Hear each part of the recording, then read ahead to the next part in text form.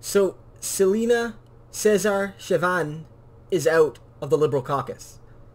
This isn't, an earth-shattering move necessarily. I mean, at the end of the day, she had already indicated that she wasn't running again in 2019. This first-term Liberal MP out of Whitby. But it was clear that she was disenchanted with Trudeau. That at first, when the Jody Wilson-Raybould demotion happened and the issues around SNC started to swirl, we had Caesar-Chavannes speak about how, she stood with Jody Wilson-Raybould and believed her, and how after Jane Philpott left, there was similar remarks made. And then perhaps most telling of all was her remarks that when she informed the Prime Minister, when she informed Justin Trudeau that she was leaving, that she wasn't going to run again, that he responded with hostility. Hostility that she would perhaps announce it at a time that would hurt the government. And hostility that she was being disloyal and wasn't, for lack of a better term, paying homage to all that he had done for her. And that she was, sort of taken aback by this. And then it came out further to that, after some of these stories broke, she had this sort of semi-cryptic tweet. I'm just going to bring it up right here. She said, and I quote, "I believe real leadership is about listening, learning, and compassion. Central to my leadership is fostering an environment where my ministers, caucus, and staff feel comfortable coming to me when they have concerns." Now that's her quoting Prime Minister Trudeau. And she says, "I did come to you recently. Twice. Remember your reactions?" And that was sort of a cryptic tweet. We didn't really have too much about it. But it was clear, from my view at least, that she was unhappy with the Prime Minister and her reactions with the Prime Minister and how the Prime Minister and his team treated people like Jody Wilson-Raybould and Jane Philpott. And she wasn't having it. She felt concerns about those things and other things, tried to go to the Prime Minister, and obviously didn't get the sort of reception that she wanted and that she felt lived up to Justin Trudeau's rhetoric about openness and accountability and transparency. So what does this mean? Again, in the grand schemes of direct electoral politics, we're not quite sure. Caesar-Chavannes, a seat in Whitby, it's often a seat that would go Tory. There was an expectation that this seat might go back to the Tories regardless, so that maybe she was leaving in part because she didn't want to have to face an election in which she might lose. That could be part of this. It could also be the case that this has to really do with some of the issues at play with SNC and the culture surrounding that. And I think that's probably more likely.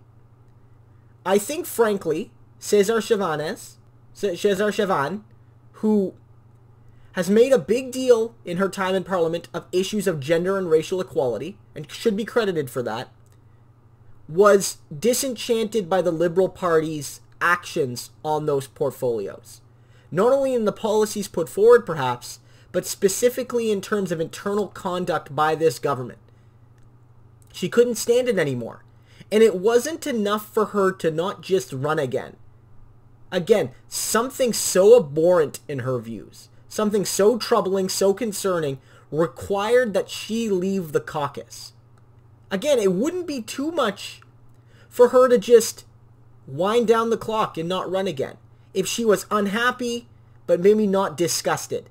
But clearly something bothered her so profoundly, this government's action bothered her so deeply, that even for a few months, she couldn't just keep that L under her name. She needed to make a break. And I think this is really troubling for the Trudeau Liberals. Because their whole narrative in 2015 was about doing things differently, was about empowering people from the diversity of Canada's experiences, about bringing meaningful change to Ottawa and across this country. And yet what we saw, frankly, when Jody Wilson-Raybould, Canada's first Indigenous Attorney General and first Indigenous Justice Minister, dared to question a historic company with historic ties to the Liberal Party and challenged the overwhelmingly white and male leadership of that Liberal Party, she was punished for it. That's the truth. That's all we can go on right now. The Liberal Party seems to be trying to say, oh, it was Scott Bryson resigned, or, oh, It's because she couldn't speak French or couldn't handle the pressure. All of that is BS. Jody Wilson-Raybould was demoted because she wouldn't play ball on the SNC question because, as she noted, her long-running principles of justice and the rule of law that she learned through her culture as an Indigenous woman and through the experiences of being lied to as an Indigenous person by governments, not upholding the rule of law and not wanting to do what was done to her to others. She wasn't going to play ball. And that's why she was put down. That's why she was put down. And people like Selena Caesar-Chavannes, she's not going to take that. And not only is she not going to take that by just not running again, she's not going to take that by not sitting anymore. So this is real trouble for Justin Trudeau. I really feel it is. It puts into question the very progressive credibility he ran on and seeks to run on again. And you have to ask if the Liberals will even be a credible voice on issues of gender and racial equality this time. Will they have any credibility? Will Canadians trust them? Or will they just hear a Prime Minister who talks about gender equality and racial equality in his cabinet and his caucus, but only when those women and those racialized people agree with him, and not any other time? So I think, in some ways, this is a kind of key moment in the Liberal election plan. They have to be careful here, because it's clear there is discontent within the broad Liberal base of this country. And we're going to see what happens. Jagmeet Singh has momentum. Nanos has him up 6 points in about a month. Jagmeet Singh has a credible voice on fighting both economic and social inequality. And I think Canadians will look increasingly towards him. So let's see what happens. But I think this bumpy ride that the Liberals tried to bury with SNC-Lavalin being moved off the Justice Committee's list, that ain't over. We'll keep following it.